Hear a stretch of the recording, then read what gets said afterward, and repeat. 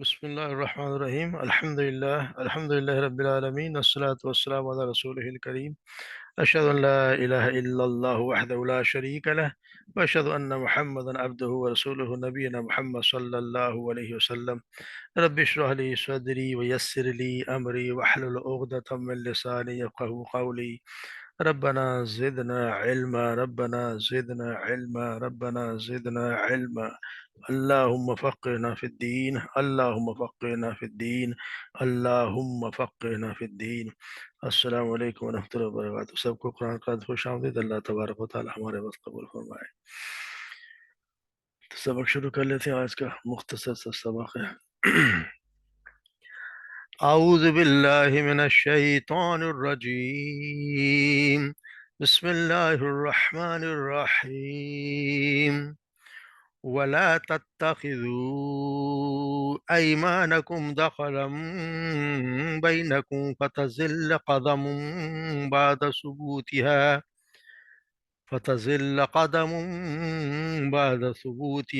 تذوقوا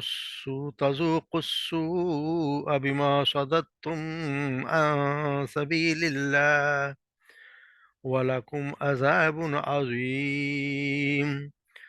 ولا تشتروا بعهد الله ثمنا قليلا إنما عند الله هو خير لكم إن كنتم تعلمون۔ ما عندكم ينفذ وما عند الله باق ولنجزين الذين صبروا أجرهم بأحسن ما كانوا يعملون۔ من عمل صالحا من ذكر أو أنثى وهو مؤمن فلنحيينه حياة طيبة ولنجزينهم أجرهم بأحسن ما كانوا يعملون۔ وإذا قرأت القرآن فاستعذ بالله من الشيطان الرجيم إنه ليس له سلطان على الذين آمنوا وعلى ربهم يتوكلون۔ إنما سلطانه على الذين يتولونه والذين هم به مشركون۔ صدق اللہ العظیم۔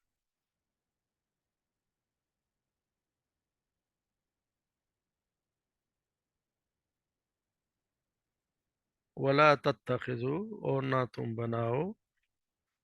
ایمانکم اپنے قسموں کو، داخلم بینکم دھوکہ دینے کا ذریعہ، بینکم اپنے درمیان، فتزل قدم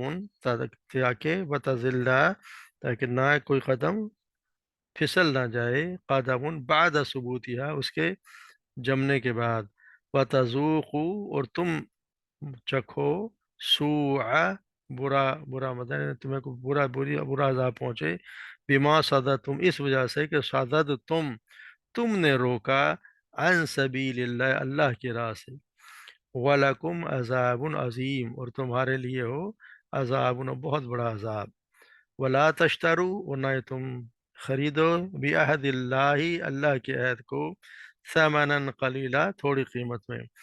انما در حقیقت یا بے شک صرف، ان اللہ جو اللہ کے پاس ہے، وہ خیر وہ بہتر ہے، لکم تمہارے لیے، ان کنتم تعلمون اگر تم جانو، ما عندکم اور جو کچھ تمہارے پاس ہے، ینفذ وہ ختم ہونے والا ہے، وما عند اللہ باق اور جو اللہ کے پاس ہے وہ باقی رہنے والا ہے، وَلَنَجْزِيَنَّ اور ضرور بضرور ہم جزا دیں گے، الذین صبروا ان لوگوں کو جنہوں نے صبر کیا، اجرہم ان کے اجر کا، بأحسن ما كانوا یعملون ان کے بہترین عمل کے مطابق، ما کا جو انہوں نے کیے، من عمل صالحا اور جس نے کوئی عمل کیا، صالحا نیک، من ذکر او انثی وہ مرد ہو یا عورت، वहुव मोमिन, मगर हो वो मोमिन, फलनुहय्यन्नहु वलनुहयन्नहु, तो ज़रूर व ज़रूर हम जिंदगी देंगे उसे, हयातन तय्यबा, पाकीज़ा जिंदगी, वलनज़ियन्नहुम, और ज़रूर ब ज़रूर हम देंगे उसे, जज़ा देंगे, उसका सवाब, उसका अजर देंगे, अजरहम, उनका अजर, लिबि अहसनी मा कानू यअमलून, उनके बेहतरीन अमल के मुताबिक जो उसने किए होंगे। फ़इज़ा क़रअतल कुरान, पर जब क़रा, तब तुम पढ़ो कुरान, फ़स्तइज़ बिल्लाहि, तो पनाह मांग लिया करो अल्लाह, अल्लाह से, मिन शैतान, शैतान की, शैतान मरदूद, मरदूद से, अल्लाह की पनाह मांग लिया शैतान मरदूद के वसवसों से। इन्नहु, बेशक वो, लैसा लहू सुल्तान, नहीं है उसका कोई, लैसा नहीं, लहू उसका, उस पर, सुल्तान कोई गलबा या बस, अलल्लज़ीना, उन लोगों पर, आमनु जो ईमान लाए, व अला रब्बिहिम, और वो जो अपने रब पर, यतवक्कलून, भरोसा करते हैं। इन्नमा सुल्तान हूँ, दर हकीकत सुल्तान हूँ, उसका जोर तो या उसका गलबा तो उस उन्हीं लोगों पर है, अदल्लज़ीना, उन लोगों पर जो, यतवल्लौनहु, जो बनाते हैं उसे दोस्त, वल्लज़ीना हुम, और वो लोग जो, हम बिही मुशरिकून, उसके साथ शरीक करते हैं, उसके साथ या उसकी वजह से शिरक करते हैं।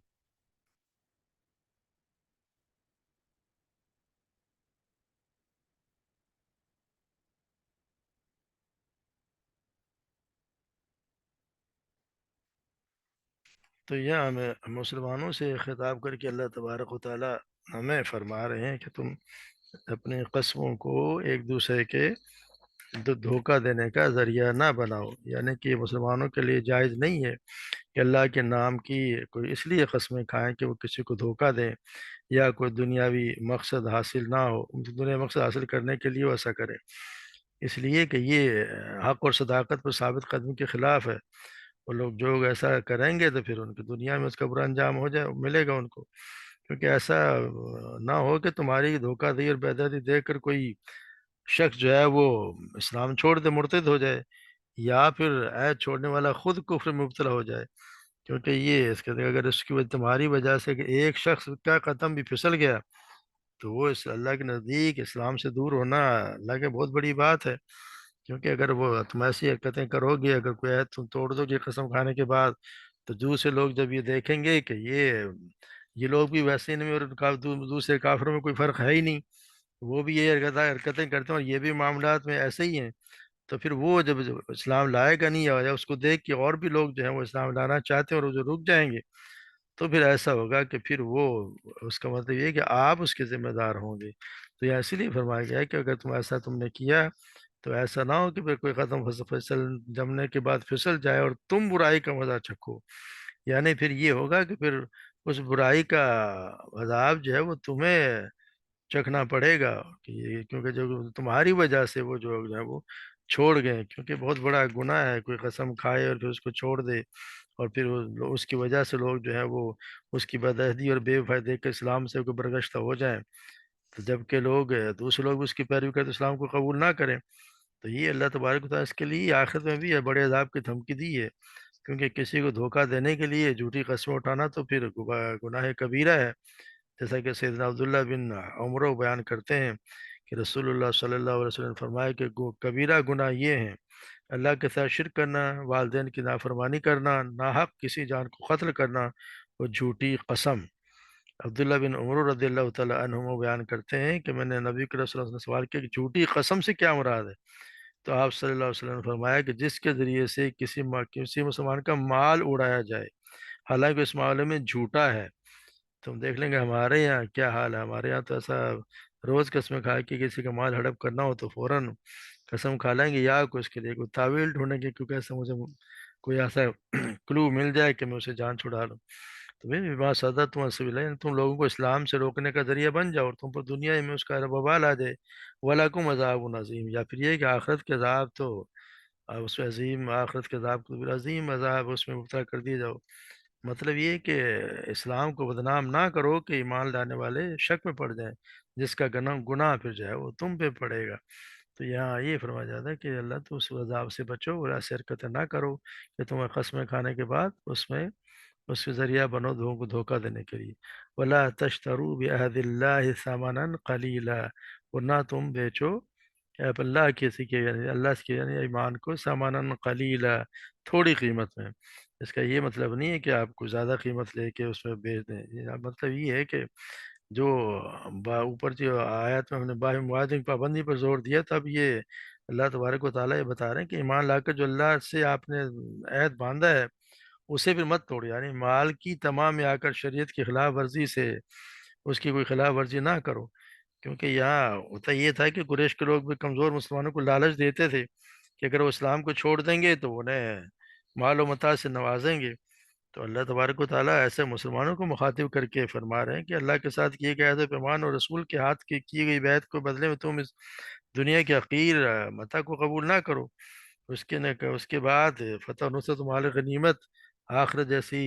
لازوال جو نعمت آنے والی ہے وہ اس عارضی متاع سے وہیں کہیں زیادہ قریب زیادہ جو وہ اچھی ہے۔ یہاں کوئی متاع اور قلیل کا نہیں کہ کوئی یہ مطلب نہیں کہ تو زیادہ قیمت، کیونکہ دنیا کی تو پوری دنیا ہی کے لیے کیا کہتے تو ہے ہی، دنیا کے جتنے بھی ہے یہ ہے ہی بہت کم، آخرت کے مقابلے میں تو دنیا کی کوئی حیثیت ہی نہیں ہے، تو متاع قلیل ہی کہا گیا دنیا کو۔ تو دنیا اگر پوری بھی مل جائے تو بھی اس کا جو ہے وہ اس کو پھر اس کو بیچ دینا اپنے آپ کو گھاٹے کا سودا ہی ہے۔ تو یہ پھر اس لیے یہ فرمایا گیا کہ یہ کیونکہ پھر آگے ہم اللہ تبارک و تعالیٰ بتا رہے ہیں ما عندکم انما عند اللہ ہوا خیر لکم ان کنتم تعلمون، کیونکہ اگر جو اللہ کے پاس ہے جو اللہ کے پاس ہے وہ بہتر ہے اس سے، اگر تم جانو، اگر تم یہ بات جان لو کہ جو اللہ تبارک و تعالیٰ کے پاس ہے وہ اس سے کہیں بہتر ہے، جو تم ان سے یا یہاں پہ دنیا کی زندگی میں کچھ لینا چاہتے ہو کہ معلوم ہوتا تمہیں مل جائے، کیونکہ جیسے ہم پڑھائیں شعیب علیہ السلام نے کہا تھا نا کہ بقیت اللہ خیر لکم ان کنتم مؤمنین، اللہ کا باقی بچا ہوا تمہارے لیے بہتر ہے اگر تم مومن ہو، کیونکہ اللہ کے پاس تو ہے وہ، اس میں جنت بھی ہے کہ جس میں ہمیشہ رہنے والی، اور دنیا تو یہ فانی ہے، دنیا کا جو مال ہے وہ تو اس سے کل متاع دنیا قلیل، دنیا کا سامان تو ہے ہی بہت تھوڑا سا، اور یہ پتا بھی نہیں کہ کتنے دن کام آئے گا، ہو سکتا ہے کہ کل ہی میری زندگی ختم ہو جائے اور کچھ بھی نہ کام آئے۔ تو اس لیے فرمایا گیا ہے کہ اس کو آپ ذہن میں وہ رکھنا چاہیے انسان کو کہ مجھے آگے کیا ملنا ہے، کیونکہ جو کچھ تمہارے پاس ما عندکم ینفد وما عند اللہ باق، جو کچھ تمہارے پاس ہے اس نے ختم ہو جانے والا، وہ فانی ہے، یہاں پہ یہ جو ہوگا جو تمہیں ملے گا وہ ختم ہو جائے گا، جو اللہ کے پاس ہے وہ باقی رہنے والا ہے، یہ اللہ کے پاس جو بھی ہے وہ ہمیشہ ہمیشہ کے لیے رہے گا، اور جو انسان کے پاس جو کچھ بھی ہے وہ ایک دن تو اس نے چھوڑنا ہے، کب تک نہیں چھوڑے گا، ایک وقت تو آئے گا، آج نہیں تو 10 سال بعد چھوڑ دے گا، ایک وقت تو آئے گا کہ جو زندگی ہے ہر حال میں اس نے اس کو چھوڑ ہی دینا ہے، یعنی جو بھی نعمت ہے وہ اللہ نے جو تمہیں دی ہے وہ ختم ہو جائے گی، اور اللہ کی جنت وہ ہمیشہ ہمیشہ باقی رہے گی۔ اس کے بعد پھر ان مسلمانوں سے فرمایا جا رہا ہے کہ وَلَا نَجْزِيَنَّ الَّذِينَ صَبَرُوا أَجْرَهُمْ بِأَحْسَنِ مَا كَانُوا يَعْمَلُونَ، اور جن لوگوں نے صبر کیا انہیں جو ہے وہ ہم بدلہ دیں گے ان کی بہترین اعمال کے مطابق جو کیا کرتے تھے، یعنی انسان کچھ جب بھی اعمال کرتا ہے تو اچھے بھی کرتا ہے، اور کچھ کم درجے کے بھی ہوتے ہیں، کچھ بہت زبردست اعمال بھی ہوتے ہیں، تو اللہ تبارک و تعالیٰ یہاں ان کے اجر بہترین اعمال کے مطابق دیں گے، یعنی جو اس کے بہترین عمل ہوں گے اس کے مطابق اس کو دیا جائے گا عمل، جو ہے کہ جو شرط یہی ہے کہ وہ اس نے یہ کام کیا ہو، جس نے صبر کیا ما عندکم، وجہ کیا ہے الذین صبروا اجرہم بأحسن ما كانوا، انہوں نے صبر کیا ہو، یعنی کہ صبر سے مراد یہ کہ یہ ان جو بھی اسے مشکلات آئیں اس میں کام میں جو مشکلات آتی ہیں، کیونکہ لام تاکید کے ساتھ تھا، اور یعنی تاکید کا فائدہ یعنی کہ صبر کا معنی ہے کہ اپنے آپ کو کسی چیز پر باندھنا اور روک کر رکھنا ہے، صبر کا نہیں کسی چیز پر آپ کو روک کے رکھیں، یعنی جنہوں نے دنیاوی لالچ کے مقابلے میں اپنے آپ کو حق پر قائم رکھا، تو یہ ان کے لیے صبر تو ویسے بھی بہترین عمل ہے، کیونکہ تمام اعمال کی یہ بنیاد ہے، اور پھر اس کی بھی 3 قسمیں ہیں صبر کی، اللہ اور پہلے یہ کہ اللہ اور اس کے رسول کے احکام پر قائم رہنا، اور طبیعت کو ان کا پابند رکھنا صبر ہے، یعنی جو اللہ اور رسول نے احکامات جو دیے ہیں ان پر قائم رکھنا، اور اپنے آپ کی طبیعت چاہے نہ چاہے، آپ کو نفس چاہے نہ چاہے، مگر آپ نے ان کو پابند رکھنا، یہ بھی ایک صبر ہے، بہت بڑا یہ کام ہے کہ آپ کا دل نہیں چاہ رہا کہ سردی میں آپ رضائی سے نکلیں، مگر آپ کو ہر حال میں کیونکہ اللہ کا حکم ہے، تو یہ بھی ایک صبر ہے کہ آپ نے نفس نفس کو آپ نے دبا دیا اور اللہ کے احکام کو مانا، یہ صبر ہے۔ اسی طرح اللہ تبارک و تعالیٰ نے جو چیزیں منع کی ہیں ان سے اپنے آپ کو روکنا، یعنی آپ کو بہت دل چاہے گا کہ کسی چیز کو کہ بہت آپ کو اچھی لگتی ہے، مگر اللہ کو یہ پسند نہیں ہے، تو آپ نے اپنے آپ کو اسے روک لیا، یہ بھی ایک بہت بڑا صبر ہے۔ اور تیسری قسم کی وہ یہ ہے کہ مصیبت کے وقت جو ہے وہ شور و شرابہ کرنا، وہ چیخنا چلانا، اور اللہ تعالیٰ سے شکوے پر اپنے آپ کو روکنا، یہ بھی صبر ہے، یہ بھی ہے۔ اسی طرح اس لیے اللہ تبارک و تعالیٰ نے قسم کھا کر فرمایا ہے کہ ہم صبر کرنے والوں کو ان کے بہترین اعمال کے مطابق بدلہ دیں گے۔ یعنی بہترین عمل چاہیے یہاں پہ مراد صبر ہے، یعنی ان کے صبر کے مطابق اجر دیں گے۔ ایک معنی یہ بھی ہے کہ ہم انہیں ان کے عمل سے بہت زیادہ اچھا اجر دیں گے، یعنی کم از کم 10 گنا، اور زیادہ سے زیادہ تو پھر اللہ کی مرضی بے حساب۔ انما یوفی الصابرون اجرهم بغیر حساب، صبر کامل صبر کو آنے والوں کو ان کا اجر تو کسی شمار کے بغیر دے دیا جائے گا۔ تو یہاں یہ فرمایا ہے کہ ان کو پھر جو صبر کریں گے ان کو پھر اللہ تبارک و تعالیٰ اسی حساب سے ان کو اس کا بدلہ بھی دیں گے، اور ان کا بدلہ، ان کا اجر ان کے بہترین اعمال کے مطابق دیں گے۔ پھر یہاں فرمایا جا رہا ہے کہ ومن عمل صالحا، اور جو کوئی نیک عمل کرے گا، وہ چاہے مرد ہو یا عورت، مگر ہو وہ مومن، مومن ہونا لازمی ہے۔ جب تو ایمان نہیں لائے گا پھر اس کے اعمال کی کوئی حیثیت نہیں، وہ پھر نیک عمل نہیں ہوتے۔ فَلَنُحْيَنَّهُ، تو ہم ضرور بضرور ہم زندگی دیں گے اسے حیاتاً طیبہ، پاکیزہ زندگی، یعنی ہم اس کو پاکیزہ زندگی دیں گے۔ یہ نہیں کہ جو اس کو ایسی کوئی یہاں یہ ضرور ہو گیا کہ جو بھی نیک عمل کرے گا تو پھر اس کو ہم ضرور زندگی بخش پاکیزہ۔ پاکیزہ زندگی سے مراد یہ ہے کہ یہاں پہلی بات تو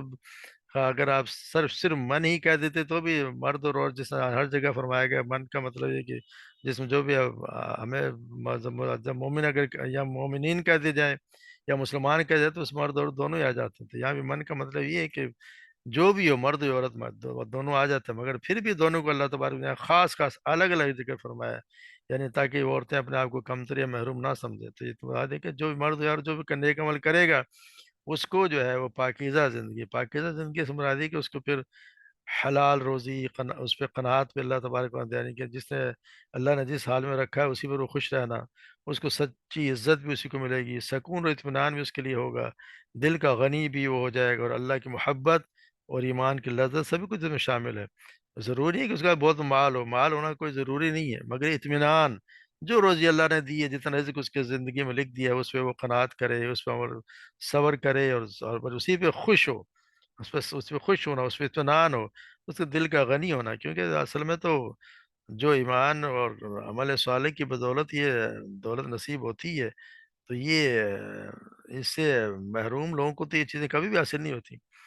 مطلب یہ کہ زندگی ایمان اور عمل صالح سے اخروی زندگی نہیں بلکہ دنیاوی زندگی بھی نہایت آپ کو سکھ اور چین سے گزر جائے گی۔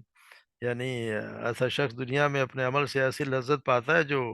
مالدار کو مال کی لذت سے بھی کہیں زیادہ ہوتی ہے پھر، کیونکہ اللہ تعالیٰ سے اس کی قسمت راضی کر کے اسے قناعت عطا فرما دی ہے، جس کے نتیجے میں مال بچا بچا کے رکھنے اور بڑھانے کی جو لالچ ہے وہ کم ہو جاتا ہے۔ کافر کی زندگی تو بھلے کتنا ہے اس کے مارے کوئی خوشگوار نہیں ہوتی، کیونکہ اس کی تو لالچ اور دولت سے ہاتھ سے نکل جانے کے خوف ہی دونوں بڑھتے ہی جاتے رہتے ہیں۔ تو یہاں اصل میں تو غنی وہ ہے، اصل میں غنی وہ ہے جس کو قناعت کر جائے، ورنہ جس کے پاس اربوں ڈالر بھی ہیں اور وہ بھی اگر اس کا دل بھر ہی نہیں رہا، وہ اس کو اور لالچ بڑھا تو وہ تو پھر فقیر ہے،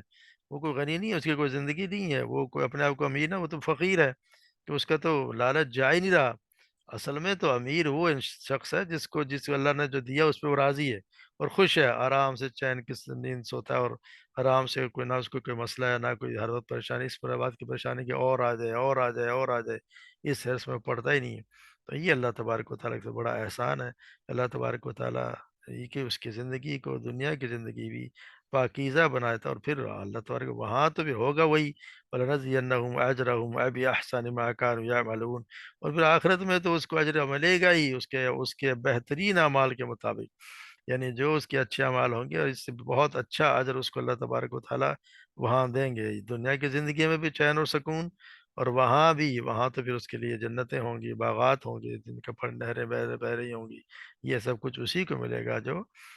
ایک ایمان کی زندگی اور صبر کی زندگی گزارے گا۔ اور صبر کا میں بتا دیا،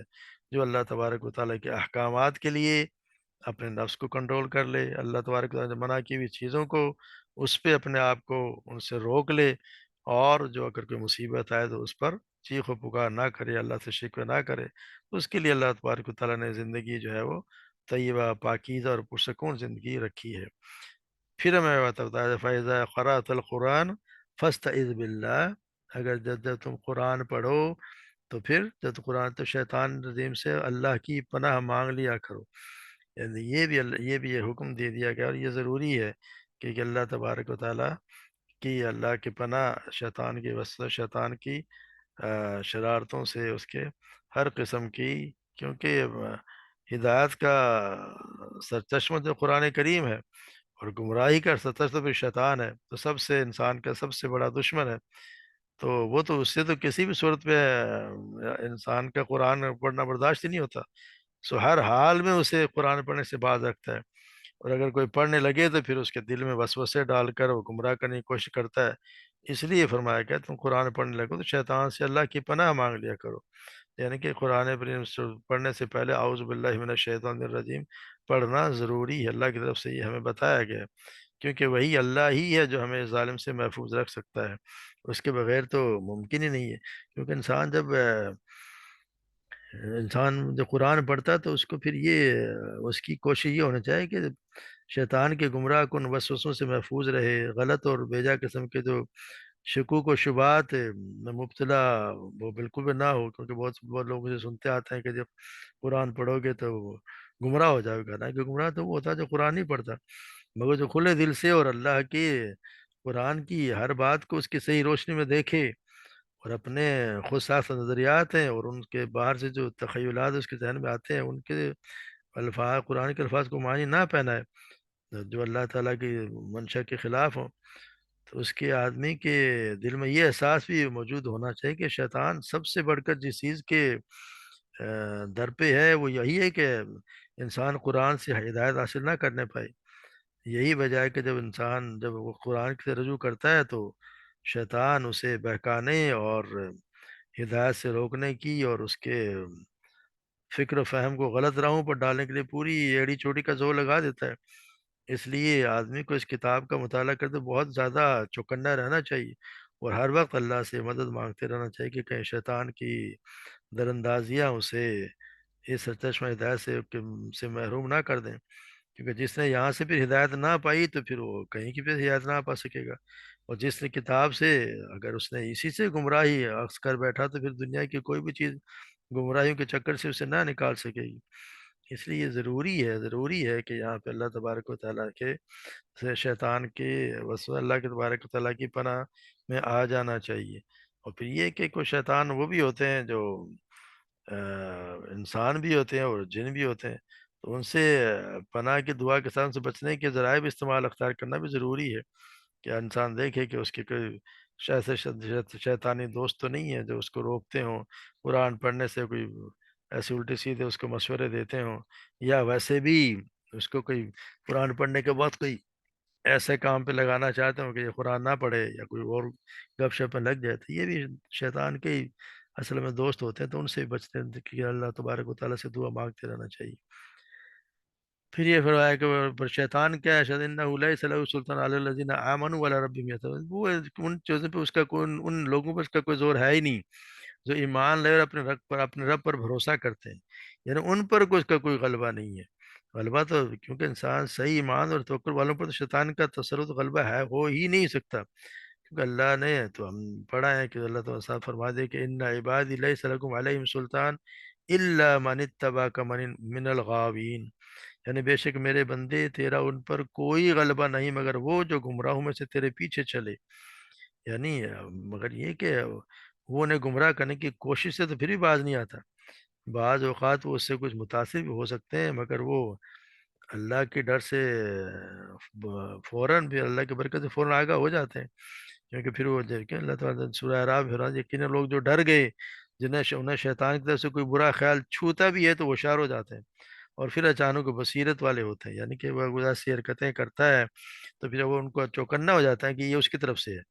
یا یہ جو بھی آئے جس کو خیال آیا یا جو بھی حرکت آئی وہ شیطان کی طرف سے، پھر وہ اللہ تبارک و تعالیٰ سے پھر اس کی اللہ ہی کے پناہ میں آ جاتے ہیں، تو پھر یہ بتا انما سلطان علی الذین یتولونہ والذین هم به مشرکون، اس کا تو جو کہتا ہوں تو اس کا تو غلبہ ہے، اس کا زور تو انہیں لوگوں میں چلتا ہے جنہوں نے اس کو دوست بنا لیا، یعنی جو اس سے دوستی کرتے رکھتے ہیں انہیں پہ اس کا غلبہ ہے، اور اس وجہ سے کہ جی وہ پھر اسے شریک بنانے والے ہیں، یعنی یہ گیات ہے کہ وہ لوگ جو شیطان کی وجہ سے شریک بنانے والے ہیں، یا دوسرا یہ بھی ہوتا ہے کہ یہ معنی بھی ہوں گے جو لوگ اس کی اس اللہ کے ساتھ شریک بنانے والے، یہ معنی یعنی کہ وہ لوگ جو اس کے ساتھ شریک بنانے والے ہیں یا اس کی وجہ سے، دونوں چیز آتی ہے، اس کی وجہ سے یا اس کے ساتھ شریک بنانے والے ہیں، تو یہ انہی لوگوں پر ان کا زور چلتا ہے جو اس کے ماننے والے ہیں یا اسی کے اس کو اپنا دوست سمجھتے ہیں، ورنہ اس کا کوئی زور دوسرے لوگوں پہ چلتا نہیں ہے۔ تو اللہ تبارک و تعالی ہمیں بھی یہ دعا کرتے رہنا چاہیے کہ اللہ تبارک و تعالی ہمیں اس کی وسوسوں سے بچائے، اس کے حرکتوں سے بچائے، کیونکہ اللہ تبارک و تعالیٰ نے تو صاف صاف ہمیں اس چیز سے منع کیا ہے کہ شیطان کی عبادت ہاتھ سے، جیسے سورہ یاسین میں ہم پڑھتے ہیں، اکثر لوگ روزانہ پڑھتے ہیں، علم احد الیکم یا بنی آدم اللہ تعبدوا الشیطان انہ لکم عدو مبین وعنی عبدونی ھذا صراط مستقیم، کیا میں نے تمہیں تاکید نہ کی تھی اے اولاد آدم کہ شیطان کی عبادت نہ کرنا، یقیناً وہ تمہارا کھلا دشمن ہے، اور یہ کہ میری عبادت کرو یہ سیدھا راستہ ہے۔ اسی طرح سورہ فاتر میں اللہ تبارک فرماتے ہیں ان شیطان لکم عدو فاتخذوه عدوا، بے شک شیطان تمہارا دشمن ہے اور اسے تم اپنا دشمن ہی سمجھو، انما یدعو حزبہ لیکونوا من اصحاب السعیر، وہ تو اپنے گروہ والوں کو صرف اس لیے بلاتا ہے کہ وہ بھڑکتی ہوئی آگ والوں سے ہو جائے، اس کا تو کام ہی ہے، اس لیے بلاتا ہے کہ تاکہ یہ جہنم میں جانے والے بن جائیں۔ وَمَن يَتَّخِذ الشَّيْطَانَ وَلِيًّا مِن دُونِ اللَّهِ، جو کوئی شیطان کو اللہ کے سوا دوست بنائے، فقد خسر خسران مبینہ، تو اس نے خسارہ اٹھایا، واضح خسارہ، یعدہم یومنیہم یعدہم ویمنیہم، تو یعنی کہ وہ انہیں وعدے دیتا ہے، انہیں آرزو دلاتا ہے، وما یعدہم الشیطان الا غرورا، اور شیطان تو دھوکے کے ساتھ کوئی وعدہ نہیں کرتا، تو اس لیے قرآن مجید کی طرف سے پہلے شیطان کی پناہ مانگنا ضروری ہے۔ آپ صلی اللہ علیہ وسلم بھی تلاوت سے پہلے پناہ مانگا کرتے تھے، جیسے جب رات کو نماز کے لیے کھڑے ہوتے تو اللہ اور کہتے، پھر وہی پڑھتے سبحانک اللہم و بحمدک تبارک اسمک و تعالی جدک و لا الہ غیرک، پھر آپ کہتے لا الہ الا اللہ لا الہ الا اللہ لا الہ الا اللہ، پھر آپ فرماتے اللہ اکبر کبیرہ اللہ اکبر کبیرہ اللہ اکبر کبیرہ، اور پھر کہتے اعوذ باللہ السمیع العلیم من الشیطان الرجیم من حمزہ ونفخہ ونفسہ، میں اللہ تعالیٰ کی طرف پر طلب کرتا ہوں، اس صورت سب کو سننے جاننے والا ہے، شیطان مردود سے، اس کے خبط سے، اس کے پھونکوں سے، اس کے وسوسوں سے، یا اس کے تکبر سے، اس کے شعر و ہر چیز سے اللہ تبارک و تعالیٰ اس کی پناہ ہمیں چاہتا ہوں شیطان مردود سے، تو ہمیں بھی نماز سے پہلے اور قرآن مجید کے پڑھنے سے پہلے ویسے بھی وقتاً فوقتاً بھی اعوذ باللہ من الشیطان پڑھ ہی لینا چاہیے، جب غصہ ہے پھر بھی یہ چیز پڑھ لینا چاہیے، کیونکہ سب کام شیطان کا ہے، وہ اللہ ہی ہے، اللہ ہی کی ذات ہے جو ہمیں اس سے بچائے گی، ورنہ اس کے پاس بڑی طاقت ہے، بہت پاور اللہ نے دیا اس کو، مگر اللہ کی طاقت کے مقابلے میں کچھ بھی نہیں۔ اللہ تبارک و تعالی ہمیں صحیح سمجھ عطا فرمائے اور اسی کے مطابق ہماری زندگیوں کو استوار کرنے کی صلاحیت دے اور ہمیں توفیق دے۔ وما علینا الا البلاغ۔